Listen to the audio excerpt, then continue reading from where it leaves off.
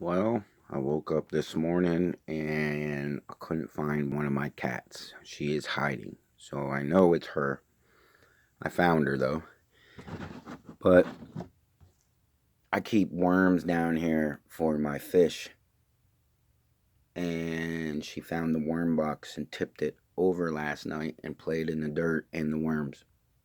I got worms everywhere. I keep finding.